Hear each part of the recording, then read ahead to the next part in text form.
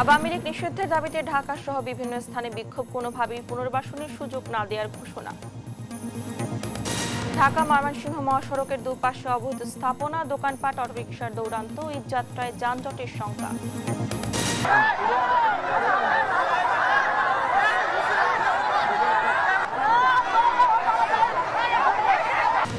নরসিংদী রায়পুরায় আধিপত্য নিয়ে সংঘর্ষে 2 জনের মৃত্যু, নাটোরে জমির বিরুদ্ধে প্রতিপক্ষের হামলায় বিএনপি কর্মী নিহত। বগুড়া নসিমনে ট্রাকের ধাক্কা, পথচারী সহ 2 জনের মৃত্যু, ঝালকাঠিতে নৌকা ডুবে নিখোঁজের 3 দিন পর শিশুর মরদেহ উদ্ধার। এবং ঢালাইয়ের 2 দিন পরে উঠে যাচ্ছে সড়কের কার্পেন্টিং, হবিগঞ্জের সড়ক সংস্কার নিম্নমানের সামগ্রী ব্যবহারের অভিযোগ। আমন্ত্রণ দেশ জনপদ সংবাদে, দেখছেন শিরোনামগুলো, সঙ্গে আছে আমি ডানা ইসলাম। এবার যাচ্ছি বিস্তারিত সংবাদে। আওয়ামী লীগ নিষিদ্ধের দাবিতে বিক্ষোভ মিছিল করেছে ইনকিলাব মঞ্চ ও বাংলাদেশ গণতান্ত্রিক ছাত্র সংসদ। শুক্রবার জুমা নামাজের পর ঢাকা বিশ্ববিদ্যালয়ের কেন্দ্রীয় মসজিদ থেকে বিক্ষোভ মিছিল বের হয়ে রাজু ভাস্কর্যের সামনে সংক্ষিপ্ত সমাবেশ করে ইনকিলাব মঞ্চ। এ সময় আওয়ামী লীগ নিষিদ্ধ যারাই বিপক্ষে দাঁড়াবে তাদেরও জনগণে প্রতিহত করবে বলে সতর্ক করেন মঞ্চের মুখপাত্র শরীফ ওসমান হাদি। আর ঢাকা বিশ্ববিদ্যালয়ের কেন্দ্রীয় লাইব্রেরির সামনে সমাবেশ করে গণতান্ত্রিক ছাত্র সংসদ। এ সময় ছাত্র সংসদের নেতারা বলেন, আওয়ামী লীগের পুনর্বাসন কোনোভাবেই মেনে নেবে না ছাত্র সমাজ।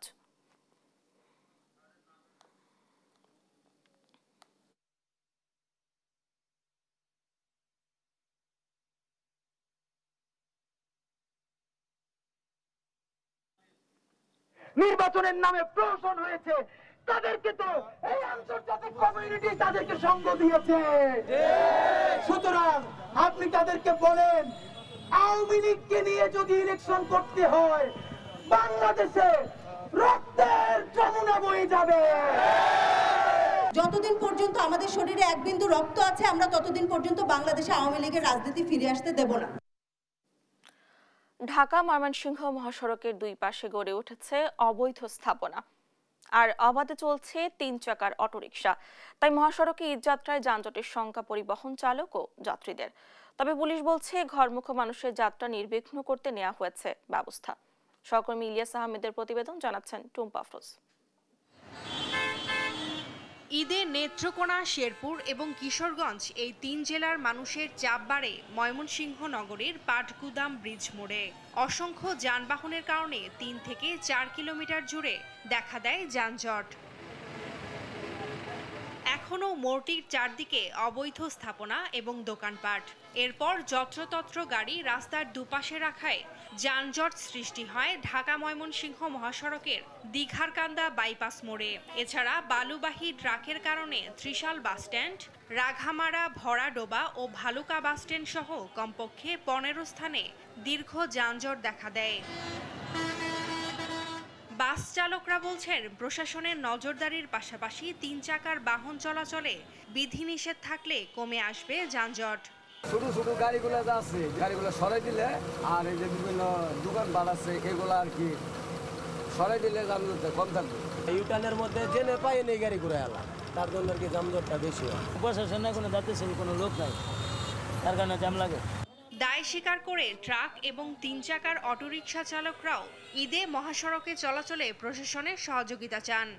মাস কোনো লোকজন নাই, আমরা মহাসড়কে আসি, পেটের দায়ে চলতে পারি না, কি করাম। আপনারা এটা আর পদক্ষেপ নেন, যেভাবে ভালো হবে সেটাই করেন। ঈদে মহাসড়ক যানজট মুক্ত রাখতে বিভিন্ন স্থানে মেরামতের পাশাপাশি অবৈধ বাজার উচ্ছেদের কথা জানিয়েছে সড়ক ও জনপদ বিভাগ। আর গুরুত্বপূর্ণ স্থানগুলোতে বাড়তি সতর্কতা দেওয়ার কথা বলছে পুলিশ।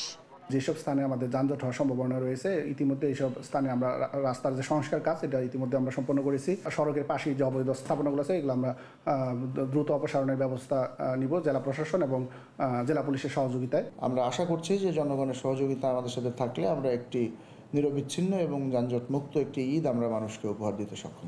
শুধু আইন প্রয়োগ নয়, সম্মিলিত প্রচেষ্টায় নির্বিঘ্ন হবে সবার ঈদ যাত্রা, এমন প্রত্যাশা যাত্রী ও চালকদের। নিউজ ডেস্ক, দেশ টিভি। নরসিংদী রায়পুরায় আধিপত্য বিস্তার নিয়ে সংঘর্ষে 2 জন নিহত হয়েছেন। শুক্রবার ভোরে চাঁদপুর ইউনিয়নের মোহিনীপুর গ্রামে এই ঘটনা ঘটে। নিহতের স্বজনরা জানান, ইউপি সদস্য শামসু মিয়ার অনুসারীদের সঙ্গে বীর মুক্তিযোদ্ধা আব্দুস সালামের অনুসারীদের বিরোধ চলছিল। এরই জেরে শুক্রবার ভোরে শামসু মিয়ার লোকজন দেশীয় অস্ত্র নিয়ে হামলা চালায়। এতে আব্দুস সালামের অনুসারী আমিন মিয়া ও বাশার মিয়া ঘটনাস্থলেই নিহত হন। বাড়িতে যাইতাম নিছিলাম, সামনে ঈদ, আমরা ঈদ করুন বাড়ির যাম, আমরা বাড়িতে আগে ভাঙচুর করে আমরা বাড়ির খেতাইছি। তো এরপরে যাওয়ার পরে দিশা ভাই আয় ওই গুল্লি করে আমার ছেলেরে 2টা গুলি করছে, আড়ের মাঝে গুল্লি করে ফালাইয়া সাইরা গলার চিপা বহু বয়া গলার চিপা মারছে, গলার মাঝে দাগ আছে, আপনারা দেখেন। নাটোরের বড়াই গ্রামে জমি নিয়ে বিরোধের জেরে দুই পক্ষের সংঘর্ষে নাজমুদ্দিন নজু নামে এক বিএনপি কর্মীর মৃত্যু হয়েছে। শুক্রবার দুপুরে নওয়াপাড়া এলাকায় এই ঘটনা ঘটে। পুলিশ জানায়, মসজিদের জমি দান নিয়ে স্থানীয় গনি মিয়া ও আজিম মিয়ার সাথে নাজিমুদ্দিনের কথা কাটাকাটি হয়। এর জেরে গনি ও আজিমের লোকজন নাজিমুদ্দিন ও তার ভাইদের উপর হামলা চালায়। এ সময় দেশীয় অস্ত্রের আঘাতে স্থানীয় বিএনপি কর্মী নাজিমুদ্দিন, আরিফ ও জাহাঙ্গীর নামে 3 জন আহত হয়। স্থানীয়রা আশঙ্কাজনক অবস্থায় তাদের নাটোর হাসপাতালে নেয়ার পথে নাজিমুদ্দিনের মৃত্যু হয়। অপর 2 জনকে রাজশাহী মেডিকেল কলেজ হাসপাতালে পাঠানো হয়েছে। তার কাছে যাওয়ার সাথে সাথে তিনি ছুরির আঘাত শুরু করে দিলেন। আমাদের 4 কাকা আমার বাবাকে বুকে মারলেন, আমার বাবার বুকে এখানে মারার পর পরে তিনি শুয়ে পড়লেন এবং আমার 2 কাকাকে পিছে মেরেছেন। ওদের খুব খারাপ অবস্থা, তিনারা রাজশাহী হসপিটালে আছেন এবং আমার বাবাকে মেরে দিচ্ছে। বাবাকে যারা মারছে, আমি চাই যে এটা নিয়ম এবং আইনগত যায় একটা কঠিন বিচারক বা ফাঁসি হোক, এটাই চাই। বগুড়ার শেরপুরে ট্রাক চাপায় 2 জন নিহত হয়েছেন, আহত হয়েছেন আরও 21 জন। শুক্রবার সকালে শেরপুর ধুনট আঞ্চলিক সড়কের রণবীরবালা এলাকায় এই দুর্ঘটনা ঘটে। স্থানীয়রা জানায়, ধুনট উপজেলা থেকে শেরপুরগামী একটি ট্রাক রণবীরবালা এলাকায় সড়কে দাঁড়িয়ে থাকা এক পথচারী এবং পরে বিপরীত দিক থেকে আসা একটি যাত্রীবাহী নসিমনকে চাপা দেয়। এতে ঘটনাস্থলে পথচারী হানিফ ও নসিমনে থাকা হারুন নামের 2 জনের মৃত্যু হয়। এই ঘটনায় আহত হয় পথচারী সহ 21 জন। ঝালকাঠির নলছিটিতে লঞ্চের ধাক্কায় নৌকাডুবির ঘটনায় নিখোঁজ হওয়া শিশু রায়হান মল্লিকের মরদেহ উদ্ধার করা হয়েছে। নিখোঁজের 3 দিন পর শুক্রবার সকালে নলছিটির দপদপিয়া লঞ্চঘাট এলাকায় তার মরদেহ ভেসে ওঠে। পরে ফায়ার সার্ভিসের ডুবুরি ইউনিট ঘটনাস্থলে গিয়ে মরদেহ উদ্ধার করে। এর আগে গেল 18 মার্চ শিশুটি প্রতিবেশী জেলে বিপ্লব হাওলাদারের সঙ্গে সুগন্ধা নদীতে মাছ ধরতে গেলে লঞ্চের ধাক্কায় নৌকা ডুবে নিখোঁজ হয়।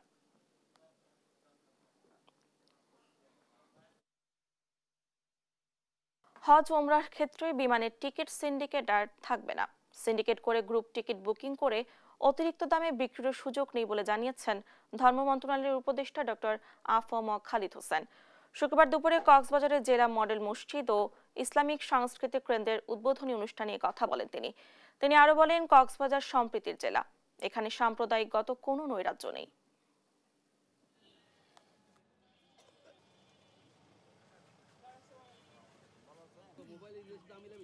টিকিট বুকিং করতে গেলে পাসপোর্টের নাম্বার দিতে হবে। গ্রুপ টিকিট করে আপনি 30টা 40টা কেটে রাখলেন, তারপর আপনি এগুলোর দাম বাড়াই দিলেন, দ্বিগুণ ত্রিগুণ বেড়ে গেল, এটা হবে না। মসজিদের মাধ্যমে একটা ভ্রাতৃত্বের পয়গাম কক্সবাজার এলাকায় ছড়িয়ে পড়বে। কক্সবাজারে বহুদিন যাবত আমরা লক্ষ্য করেছি সাম্প্রদায়িক সম্প্রীতির আবহ বিরাজ করে। এখানে সম্প্রদায়গত কোনো নৈরাজ্য, কোনো ভুল বুঝাবুঝি নেই। হবিগঞ্জের সড়ক সংস্কারে নিম্নমানের সামগ্রী ব্যবহারের অভিযোগ উঠেছে। কার্পেন্টিং এর 2 দিন পর হাতের টানে উঠে আসছে পিচ।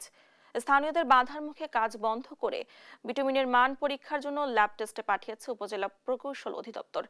আমিন হামজার প্রতিবেদন, জানাচ্ছেন শামীম হোসেন।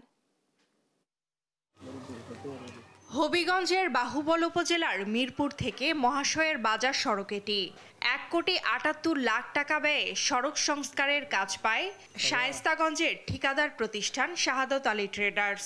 কিন্তু শুরু থেকে কাজে অনিয়মের অভিযোগ তোলেন স্থানীয়রা। গত মঙ্গলবার সন্ধ্যার পর 500 মিটার সড়ক কার্পেটিং করা হয়। এরপর খালি চোখে ধরা পড়ে অনিয়মের চিত্র। হাতের টানে উঠে আসে পিচ।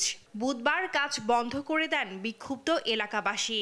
পিচ তো বাইরে যেভাবে করে এইভাবে এই রাস্তা থাকে না, ওইখান কি পিচ করতে আর কি তা করতে আছে। 3-4 দিন হলো কাজ করলো, এবারে তো এখান থেকে উঠে গেল, ওইদিকে উঠে গেল। তারা একদিনে আপনার প্রায় 1/2 কিলোমিটার বা 1 কিলোমিটার রাস্তা তারা করে ফেলাইছে। এটা এমনি যে করলো এটা আসলে আমাদের বোধগম্য নয়। তবে কাজে অনিয়ম মানতে নারাজ উপজেলা প্রকৌশলী। যদিও অভিযোগের ভিত্তিতে বিটুমিনের মান পরীক্ষার জন্য ল্যাব টেস্টে পাঠানোর কথা জানান তিনি। কাজে কোনো অনিয়ম হয়নি বা কোনো কিছু হয়নি, কাজটা আপাতত বন্ধ রাখছি। বিটুমিনটা একবার টেস্ট করা হয়েছিল, পুনরায় আবার টেস্ট করিয়ে টেস্টের সাপেক্ষে আমরা কাজটা আবার শুরু করি। ষড়যন্ত্র উল্লেখ করে ঠিকাদার প্রতিষ্ঠান বলছেন শুরু থেকেই একটি চক্র কাজে প্রতিবন্ধকতা সৃষ্টি করে আসছে। কার্পেটিং এর পর কিছু অংশে কেরোসিন বা মেডিসিন প্রয়োগ করে পিচ গলিয়ে দেওয়া হয়েছে। এটা ষড়যন্ত্র করতেছে অনেক কিছু লোক, একটু জায়গা মনে তো কেরোসিন বা ডিজেল দিয়া রাত্রেবেলা এটা গরম করে তুলে তুইছে আর কি। আমি এই কারণে এটা ভালো করে করতেছি। 3.7 কিলোমিটার সড়কের 260 মিটার আরসিসি ঢালাই এবং বাকি কাজ পিচ করা হবে। গুণগত মান ঠিক রেখে দ্রুত কাজ শেষ করার দাবি সড়কের সুবিধাভোগীদের।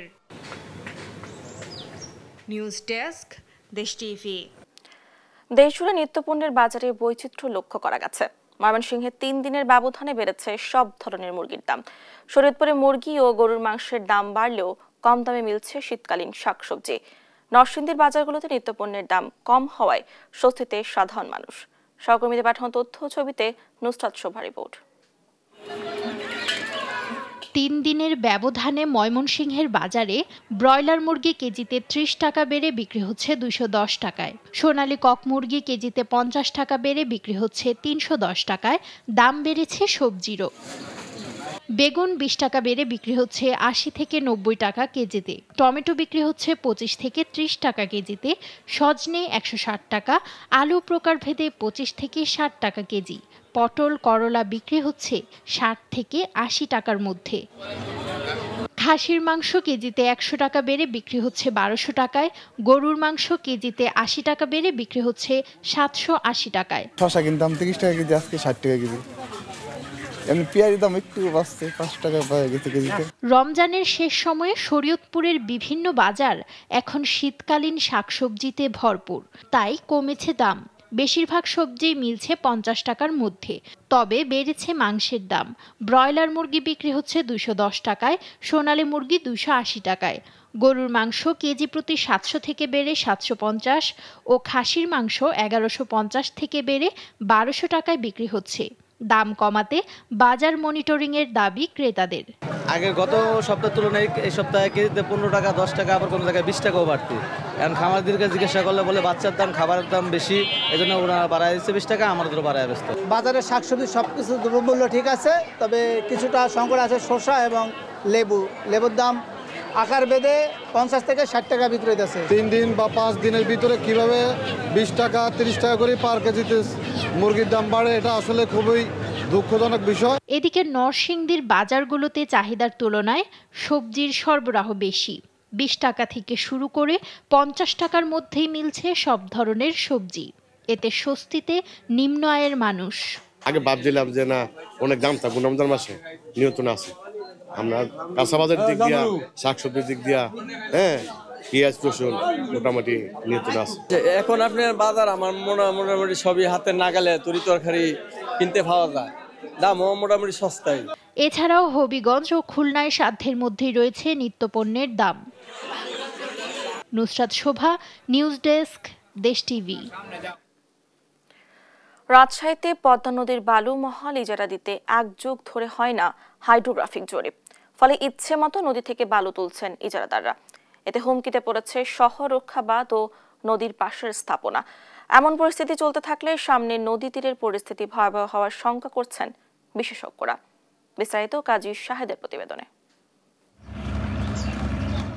বালুমহাল ও মাটি ব্যবস্থাপনা বিধিমালা অনুযায়ী ইজারা দিতে হাইড্রোগ্রাফিক জরিপ করতে হবে। পানিময় এলাকার তলদেশের গঠন ও খনিজ সম্পদের ধারণা পেতে এই জরিপ চালানো হয়, কিন্তু 1 যুগের বেশি সময় ধরে জরিপ না করেই বালুমহাল ইজারা দিচ্ছে রাজশাহী জেলা প্রশাসন। পরিবেশ কর্মীরা বলছেন, যেভাবে বালুমহাল ইজারা চলছে তাতে ভাঙন ঝুঁকিতে পড়ছে নদী তীরবর্তী এলাকা।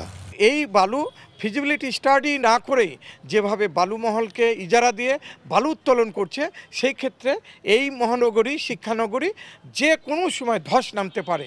অপরিকল্পিতভাবে বালি আহরণের কারণে আমাদের বাঁধগুলো কিন্তু হুমকিতে পড়ছে। এগুলো দেখা যাচ্ছে যে মেয়াদ একটা নির্দিষ্ট মেয়াদের আগেই এগুলো ধসে যাচ্ছে কিংবা বিভিন্নভাবে ক্ষতিগ্রস্ত হতে পারে।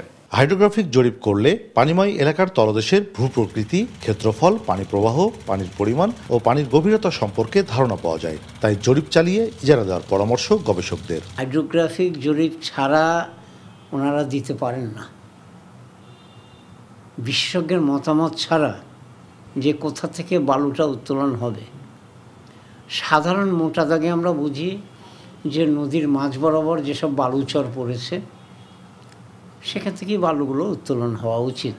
পদ্মা নদীর পৃষ্ঠের যে উচ্চতা সেই জায়গাটাতে প্রতি বছরই কিন্তু চেঞ্জ হয়, এবং আমরা যদি ফিক্সড একটা জায়গায় বলি তাহলে বেশ কিছুদিন এভাবে থাকলে আবার সেটা শিফট হবে। অতএব এটা সম্পূর্ণ প্রপার সায়েন্টিফিক স্টাডি করে প্রতি বছর যেখানে বালি জমবে সেখান থেকে উত্তোলন করতে হবে। এক সপ্তাহ চেষ্টা করেও এ নিয়ে বক্তব্য পাওয়া যায়নি জেলা প্রশাসকের। তবে পানি উন্নয়ন বোর্ড জানিয়েছে বালুমহল ইজারা দিতে তাদের মতামত চায় না জেলা প্রশাসন।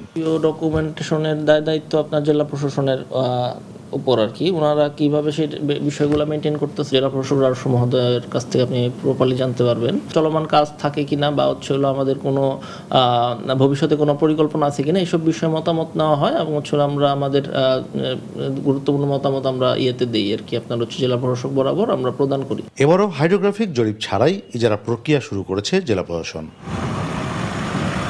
কাজী শাহেদ, দেশ টিভি, রাজশাহী।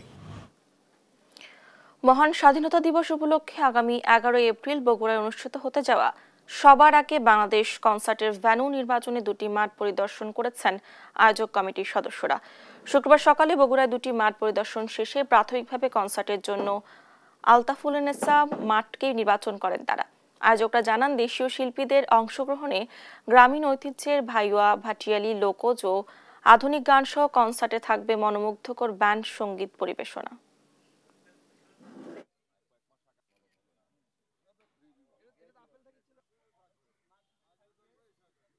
আমাদের দেশের যে সংস্কৃতি, আমাদের দেশের যে ঐতিহ্য, আমাদের যে ইতিহাস, সেটিকে তুলে ধরেই আমাদের এই আগামী 11 তারিখ কনসার্ট। সেখানে আমাদের দেশের শিল্পীরাই গান গাইবে। এখানে থাকবে লোকাল শিল্পী, রংপুর অঞ্চল যেহেতু আমাদের মধ্যে, রংপুর, তারপর আপনার রাজশাহী অঞ্চলের শিল্পী এবং কৌতুক অভিনেতা, আবৃত্তিকার সবাই এখানে থাকবেন।